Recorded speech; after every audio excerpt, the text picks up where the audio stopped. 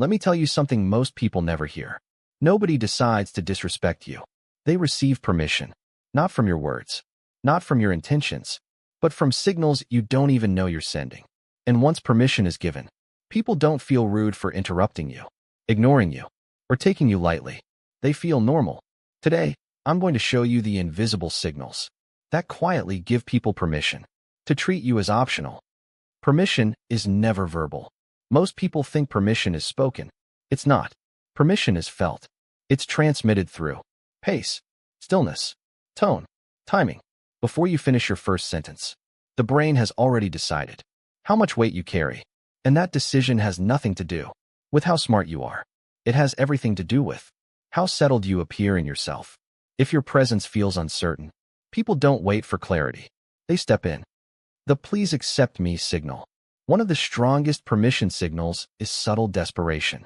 Not obvious neediness, not insecurity, but approval-seeking energy. It sounds like, "I think, maybe I'm wrong, but this might be stupid, but..." You think you're being polite, but the brain hears, "I'm not sure I deserve the floor." And when you don't fully occupy your space, someone else will. Not out of cruelty. Body language that erases you. Here's what permission looks like physically. Speaking while shifting your weight. Fidgeting mid-sentence. Looking away before finishing a thought. Shrinking your shoulders as you speak. These are exit signals. Your body is telling the room, "I might leave this thought unfinished." So the room finishes it for you. Stillness is not confidence.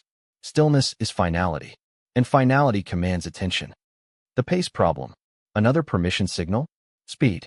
When you talk fast, you signal urgency. Urgency tells people, this needs to be accepted quickly, before it collapses. Calm people don't rush their words. They let silence exist, because they're not afraid of losing the room. Silence after a sentence is not weakness, it's pressure, and pressure reshapes behavior. Why nice people send the most permission? Niceness often comes with over-adjustment. You adapt, you soften, you accommodate, but every time you adjust too much, you tell others, "My boundaries are flexible." Flexible boundaries invite testing, and testing eventually becomes disregard. This is why being easy to work with often turns into being easy to ignore. Removing permission. Here's the shift. You don't need to demand respect. You need to stop giving permission. Free changes. Finish your sentences without checking faces. Pause before you speak, not to think, but to claim space.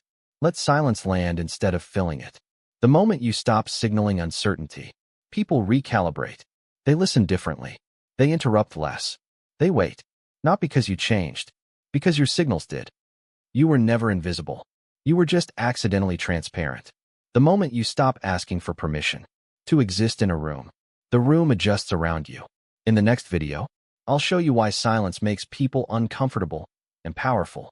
And once you understand that, you'll never rush your words again. If this opened your eyes, comment signals. I'll see you in next video.